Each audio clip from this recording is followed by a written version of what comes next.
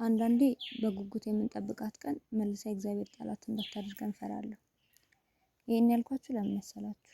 መጻጉዕን እስኪ ታሪኩን አስታውሱት። የአንድ ጎልማሳን እድሜ የሚያክል ጊዜ ሙሉ በህመም ሲሰቃይ የኖረ ሰው ጌታ በቤተልሔም ሲወለድ ሰብአ ሰገል ከሩቅ ምስራቅ ሲመጡ እንኳን እሱ እዛች አልጋው ላይ ተኝቶ መልአኩ መጥቶ ውሃውን ሲያናውጠው እገባ ይሆን ልግባ ብልስ ማን ያስገባኛል ዘመድ የለኝ እያለ የነበረ ሰው ነበር። ይሄ መጻጉዕ ቀን ደረሰና ውሃው መናወጥ ሳያስፈልገው በአንድ ቃል ጌታ ራሱ አልጋውን አሸክሞ አዳነው። ግን ምን ያደርጋል ታሞ የተነሳ ፈጣሪው ረሳ እንደተባለው ሆነበትና 38 ዓመት ሙሉ በታሰሩ እግሮቹ ጌታውን ከአይሁድ ጋር ለመክሰስ እየሮጠ ሄደ። ከመክሰስም በላይ በጥፊ መታው።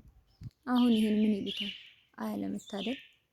አሁን ምን ጨካኝ ቢኮን ነው አድኖኛል ተብሎ ሰው እንዴት ይከሰሳል? ያውም ከመጻጉዕ አይነት ህመም የዳነ ሰው። መቼም ስራውን ስትሰሙ ምን ነው ባይድን ምን ነው በቀረበት ብላችሁ ይሆናል። ደግሞ ልክ ናችሁ። እዛ የመላኩን መምጣት በጉጉት እየተጠባበቀ ቢኖር ይሻለው ነበር።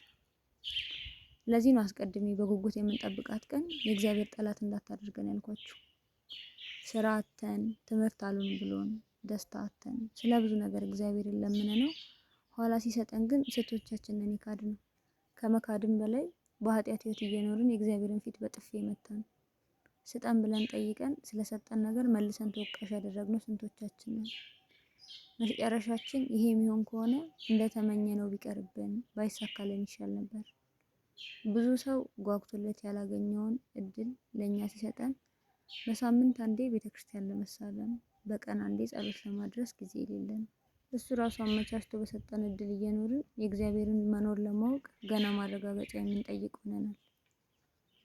ሁሌ የተሰጠንን ነገር ስናይ አስቀድመን ሰጪውን እናስብ። እንደሰጠ መውሰድ ይችላልና